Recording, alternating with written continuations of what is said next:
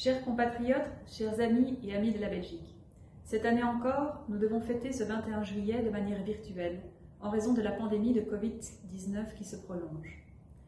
Par ailleurs, nous célébrons notre fête nationale le lendemain du jour de deuil national en hommage aux victimes des inondations qui ont récemment eu lieu en Belgique, mais aussi dans les pays voisins. Je vous remercie pour tous les messages de soutien et de solidarité que nous avons reçus à cette occasion. La pandémie, comme les inondations, nous ont rappelé à quel point la santé et le fait de vivre en sécurité sont des choses précieuses mais fragiles. Plus que jamais, la réponse à ces difficultés est la solidarité.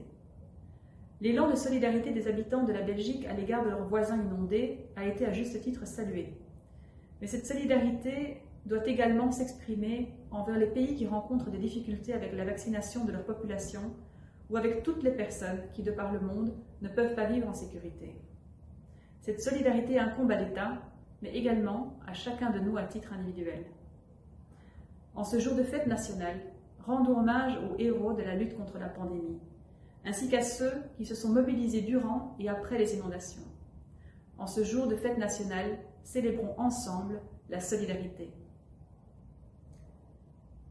Dans ces circonstances particulières de pandémie, nous avons vu partir il y a peu notre ambassadeur, son Excellence Peter Madens. Vous pourrez bien sûr continuer à suivre ses aventures au Kenya sur Twitter. Mais qui dit départ, des nouvelles arrivées. Nous accueillerons dans les prochaines semaines notre nouvel ambassadeur, son Excellence Karl Dan, ainsi que mon nouveau collègue Francis Sobry. Avec toute l'équipe de l'ambassade, nous nous réjouissons des idées nouvelles qu'ils ne manqueront pas d'apporter. Vive la Belgique, vive le roi, et plus que jamais, l'union fait la force.